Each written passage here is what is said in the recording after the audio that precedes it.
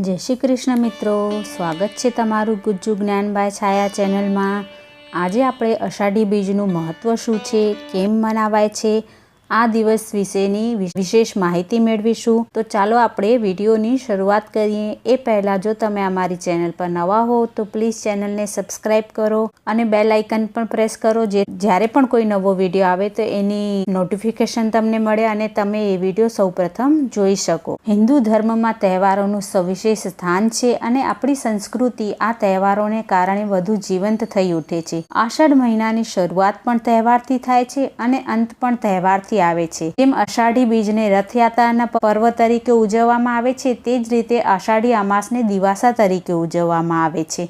અષાઢી બીજનો દિવસ હિન્દુ વૈદિક પંચાંગના વિક્રમ સંવત 9મા મહિનાનો બીજો દિવસ છે, જ્યારે શક સંવત મુજબ વર્ષના ચોથા મહિનાનો બીજો દિવસ છે।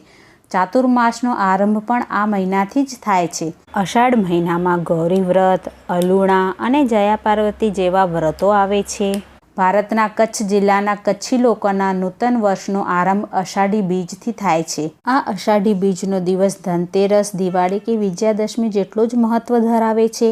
આજના દિવસે કોઈ પણ શુભ કાર્યો મુહૂર્ત જોયા વગર કરી શકાય છે। આખો દિવસ શુભ હોય છે, જેથી નવી દુકાનનું ઉદ્ઘાટન, ખાતમુહૂર્ત, વાસ્તુ પૂજન, ચંડીપાઠ, ગ્રહ શાંતિ, હવન, શ્રીયંત્ર પૂજા સ્થાપન, સોના ચાંદીની ખરીદી કરવી અને ભગવાન સત્યનારાયણની પૂજા કરવી વગેરે કાર્યો ઉત્તમ ફળદાયી છે।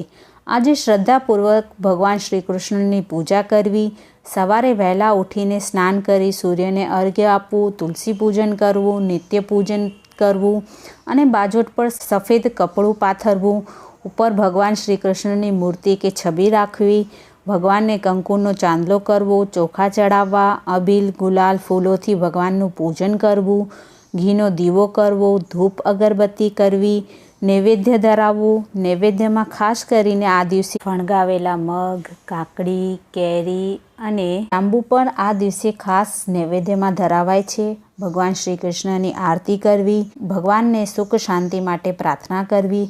આખા વર્ષમાં અષાઢી બીજનો એક જ દિવસ એવો છે કે જ્યારે ભગવાન શ્રી કૃષ્ણ પોતે પ્રજાજનોને દર્શન આપવા નગરયાત્રા કરવા નીકળે છે। એવું કહેવાય છે કે અષાઢી બીજના દિવસે ભગવાન શ્રી કૃષ્ણ સાક્ષાત પૃથ્વી પર દર્શન આપવા આવે છે। આથી જ આ દિવસને સૌથી ઉત્તમ ગણવામાં આવે છે। આજના દિવસે આખા દેશમાં ભગવાન જગન્નાથની યાત્રા નીકળે છે।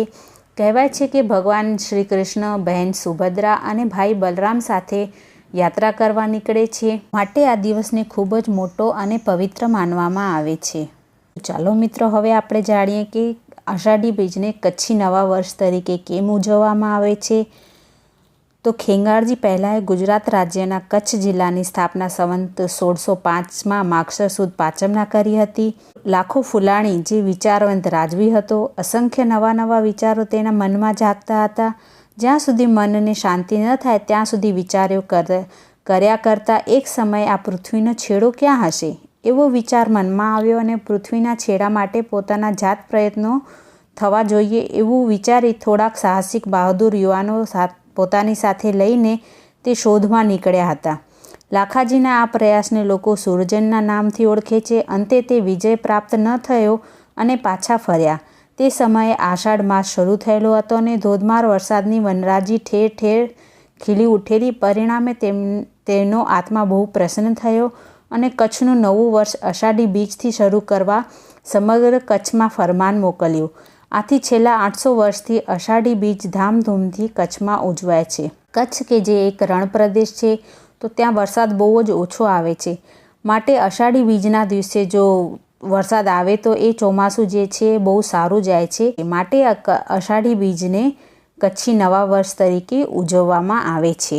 ત્યાર પછી તે દિવસથી આજ સુધી રાજાશાહી અને લોકશાહીમાં દર વર્ષે ધામધૂમથી નવું વર્ષ ઉજવાય છે। હાલના આધુનિક યુગમાં પણ દેશ વિદેશમાં વસતા કચ્છીઓ પોતાનો આ તહેવાર ખૂબ જ ઉત્સાહથી ઉજવે છે। ભલે ઉજવણીની રીત આજે કદાચ જુદી હશે, પરંતુ તેનો આનંદ તો એક જ હશે।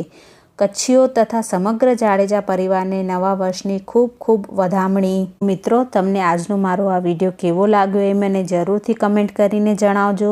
જો તમને વિડીયો પસંદ આવ્યો હોય તો લાઈક કરજો અને તમારા ફ્રેન્ડ્સ અને ફેમિલી સાથે શેર પણ કરજો। અને જો હજી સુધી ચેનલને સબસ્ક્રાઈબ ન કર્યું હોય તો પ્લીઝ ચેનલને સબસ્ક્રાઈબ જરૂરથી કરજો અને કમેન્ટ બોક્સમાં જય શ્રી કૃષ્ણ જરૂરથી લખજો.